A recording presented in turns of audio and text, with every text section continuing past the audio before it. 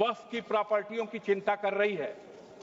उसकी कई वजहों में एक वजह यह भी आ रही है कि महाराष्ट्र में, बॉम्बे में जो सबसे ऊंची रिहायशी इमारत है, बताया जा रहा है कि वो इमारत एक ऐसी भूमि पर बनाई गई जो यतीम खाने की जमीन है। तो जब ये यतीम खाने की जमीन, तो इस सवाल को लेकर के सरकार की चिंता बढ़ गई। महोदय, मैं आभारी हूं वक्फ संशोधन बिल की बहस में भाग लेने का आपके ने अवसर दिया। मैं इस बिल का पुरजोर विरोध करते हुए कुछ जो इसके मुख्य बिंदु हैं उस पर चर्चा करना चाहता हूं।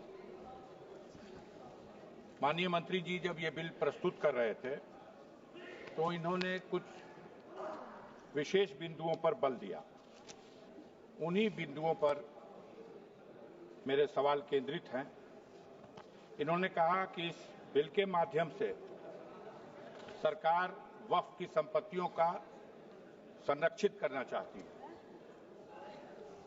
सवाल इस बात का है कि वक्फ की संपत्तियों को संरक्षित करने के उद्देश्य से इस संशोधन बिल की क्या जरूरत आ गई? आप वैसे भी वक्फ प्रॉपर्टी को संरक्षित करने के लिए उस दिशा में सहयोग कर सकते थे। अलग बिल बना करके आपने ये प्रयास किया और आपके मंत्री जी ने कहा कि इसके माध्यम से हम देश में जो अल्पसंख्यक, बैकवर्ड तबका, पसमानदा तबका के मुसलमान है, उसको अधिकार देना चाहते हैं, उसको इस प्रॉपर्टी का लाभ देना चाहते हैं। देश के बहुसंख्यक तबके का तो रिजर्वेशन ये सरकार खा गई और उत्तर प्रदेश के और भारतवर्ष के अल्पसंख्यक समुदाय के पिछड़ों का इतना दर्द है, ये तो समझ में बात नहीं आती। इन्होंने ये भी कहा कि इस बिल के माध्यम से अल्पसंख्यक महिलाओं के कल्याण की योजनाएं लाएंगे, उनका कल्याण करेंगे, उनकी सहभागिता इसमें होगी। अजीब सवाल है कि जो सरकार महिला बिल तो पास किया हुआ है इस सदन, लेकिन उस महिला बिल को लागू करने के सवाल पर कान में तेल डाल के बैठी हुई है। सदन के मुखिया अपने परिवार का संरक्षण तो कर नहीं सके, उसको तो न्याय दे नहीं सके, उसको तो अधिकार दे नहीं सके, और अल्पसंख्यक महिलाओं को वो अधिकार देने की बात करते हैं। इसी तरह आगे इन्होंने ये भी कहा कि इस बिल के माध्यम से जो वक्फ की प्रॉपर्टी है, उस प्रॉपर्टी का हम अच्छा प्रबंध करेंगे। अब बहस हो रही है बाहर कि अरे 1 मिनट तो हुआ महाराज, ऐसा अन्याय मत करिए।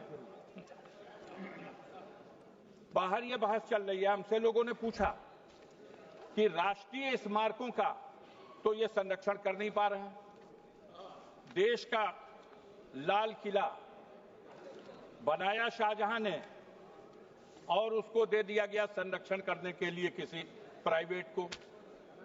तो जो सरकार वक्फ की प्रॉपर्टियों की चिंता कर रही है, उसकी कई वजहों में एक वजह यह भी आ रही है कि महाराष्ट्र में, बॉम्बे में जो सबसे ऊंची रिहायशी इमारत है, बताया जा रहा है कि वो इमारत एक ऐसी भूमि पर बनाई गई जो यतीम खाने की जमीन है। तो जब ये यतीम खाने की जमीन, तो इस सवाल को लेकर के सरकार की चिंता बढ़ गई। अभी माननीय गृह मंत्री जी जब जवाब दे रहे थे तो उन्होंने, उनके मुंह से निकल गया, एक बात बस यही कह के खत्म कर दूंगा। उन्होंने कहा कि वक्फ की प्रॉपर्टियों पर जो मस्जिद और ईदगाहें हैं, कब्रिस्तानें हैं, इसको नहीं छुएंगे, लेकिन जो रिक्त जमीनें हैं विवाद रहित कर करके उन प्रॉपर्टी को बेचेंगे और उससे गरीब महिलाओं को और पिछड़े मुसलमानों को लाभ पहुंचाएंगे। धन्यवाद महोदय। ये कौन बेचेगा? माननीय सदस्य श्री अमरिंदर सिंह ये तो वही नीति आ गई जो लोग कहते आए हैं सिंह जी कि बेचने और खरीदने का